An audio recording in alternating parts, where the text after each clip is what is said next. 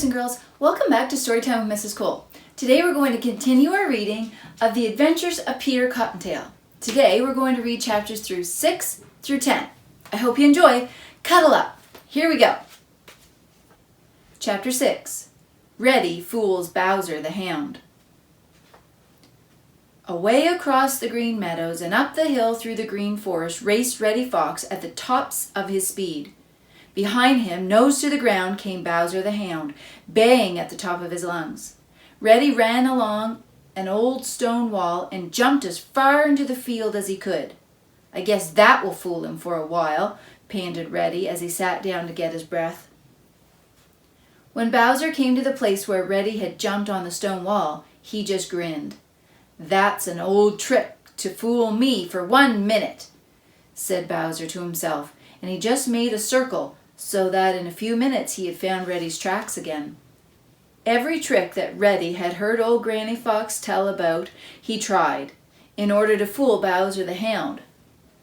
But it was of no use at all. Bowser seemed to know exactly what Reddy was doing, and wasted no time. Reddy was beginning to get worried. He was getting dreadfully out of breath. His legs ached. His big plump tail, of which he was very, very proud, had become dreadfully heavy. Granny Fox had warned him never, never to run into a snug house that they had dug unless he was obliged to save his life, for that would tell Bowser the Hound where they lived, and they would have to move. How Reddy did wish that wise old Granny Fox would come to his relief. He was running along the back of Farmer Brown's pasture and could hear Bowser the Hound altogether too close for comfort. He looked this way and he looked that way for a chance to escape. Just ahead of him he saw a lot of woolly friends. They were Farmer Brown's sheep. Reddy had a bright idea. Like a flash he sprang onto the back of one of the sheep. It frightened the sheep as badly as Reddy had been frightened when Jimmy Skunk had landed on him that morning. "Baa! Baa! Baa!" cried the sheep, and started to run. Reddy hung on tightly, and away they raced across the pasture. Now Bowser the Hound trusts wholly to his nose to follow Reddy Fox or Peter Rabbit or his master, Farmer Brown's boy. So he did not see Reddy jump on the back of the sheep, and, of course, when he reached the place where Reddy had found his strange horse, he was puzzled. Round and round and round and round Bowser worked in a circle, but no trace of Reddy could he find. And all the time Reddy sat behind the stone wall on the far side of the pasture, getting his wind and laughing at the smart way in which he had fooled Bowser the Hound. Chapter 7. Reddy Invites Peter Rabbit to Take a Walk. Old Granny Fox was not feeling well. For 3 days she had been unable to go out hunting, and for 3 days Reddy Fox had tried to find something to tempt Granny's appetite. He had brought in a tender young chicken from Farmer Brown's hen yard, and he had stolen a plump trout from Billy Mink's storehouse. But Granny had just turned up her nose. "What I need," said Granny Fox, "is a tender young rabbit." Now, Reddy Fox is very fond of Granny Fox, and when she said she needed a tender young rabbit, Reddy made up his mind that he would get it for her. Though how he was going to do it, he did not know. Dozens of times he had tried to catch Peter Rabbit, and every time Peter's long legs had taken him to a place of safety. "I'll just have to fool Peter Rabbit," said Reddy Fox, as he sat down on his doorstep and looked over at the Green Meadows. Reddy Fox is very sly. He is so sly that it's hard to work to be sure when he is being honest and when he's playing a trick. As he sat on the doorstep looking across the Green Meadows, he saw the Merry Little Breezes coming his way. Reddy smiled to himself. When they got near enough, he shouted to them. "Will you do something for me?" he asked. "Of course we will," shouted the Merry Little Breezes, who are always delighted to do something for others. "I wish you would find Peter Rabbit and tell him I have found a new bed of tender young carrots in Farmer Brown's garden, and invite him to go there with me tomorrow morning at sunup," said Reddy Fox. Away raced the Merry Little Breezes to find Peter Rabbit and give him the invitation of Reddy Fox.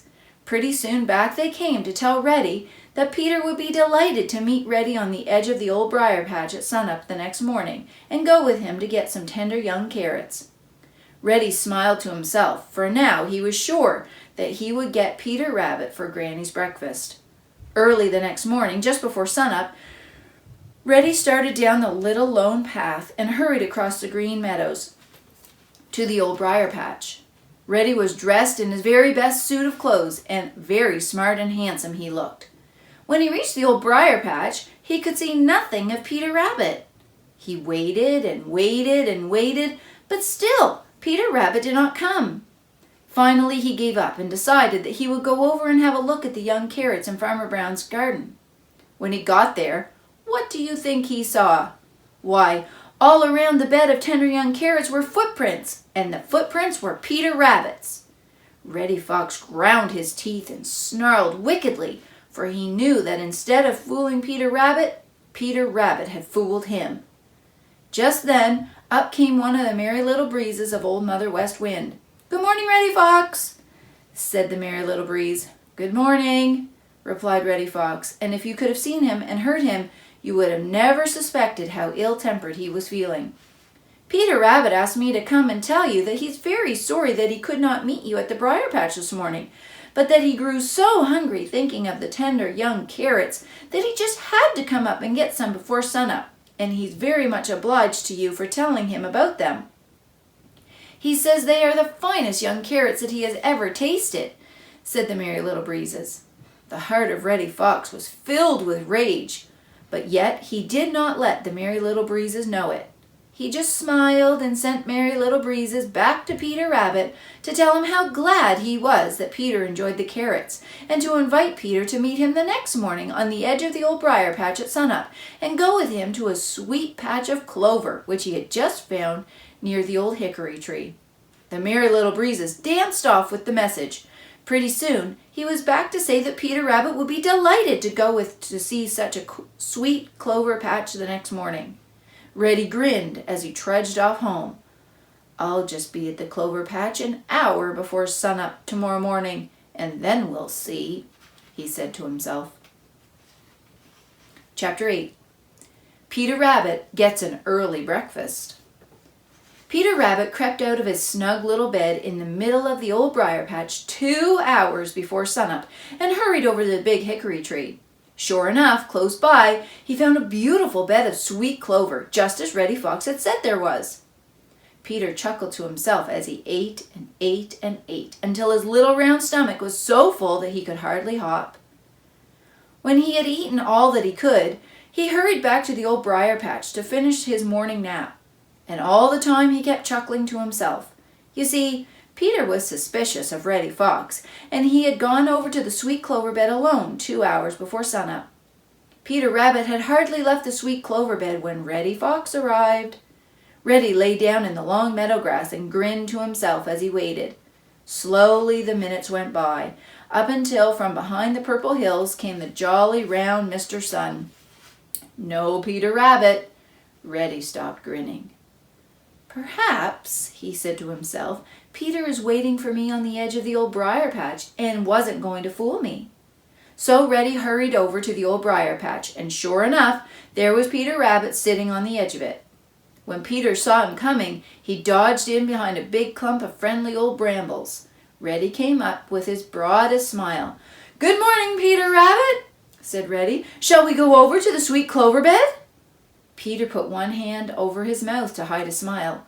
"Oh," he said, "I was so dreadfully hungry for sweet clover that I couldn't wait until sunup, so I went over 2 hours ago. I hope you will excuse me, Reddy Fox. I certainly do appreciate your kindness in telling me of that new sweet clover bed, and I hope I have not put you out." "Oh, certainly not," replied Reddy Fox in a pleasant manner. And you know how Reddy Fox can be very pleasant indeed when he wants to be. "It is a very great pleasure to be able to give you pleasure. There is nothing I so like to do as to give pleasure to others.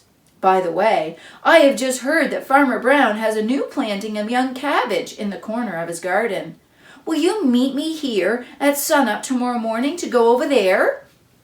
"I will be delighted to. I will indeed," replied Peter Rabbit, and all the time he smiled to himself behind his hand.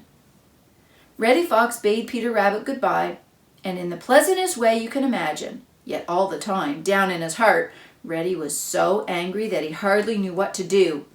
For you see, he had to go back to Granny Fox without a tender young rabbit, which he had promised her. "This time I will be there 2 hours before sunup, and we will see, Peter Rabbit, who is the smartest," said Reddy Fox to himself. Chapter 9. Reddy Fox Gets a Scare.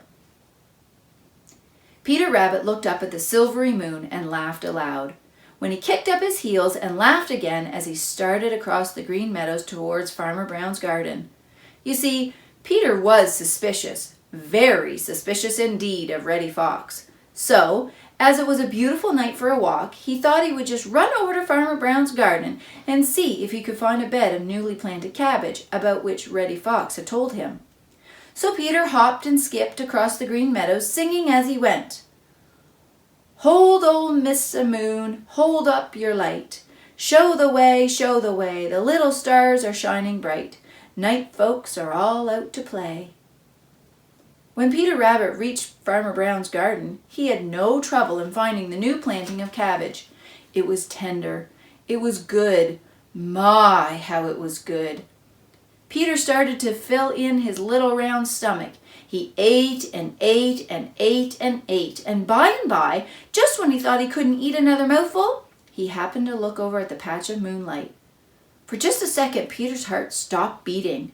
There was Reddy Fox coming straight over to the new cabbage bed. Peter didn't know what to do.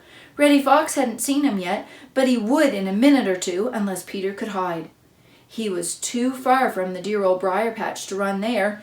Peter looked this way and that way. Ha! There lay Farmer Brown's boy's old straw hat, just where he had left it when the supper horn had blown. Peter crawled under it, and it covered him completely.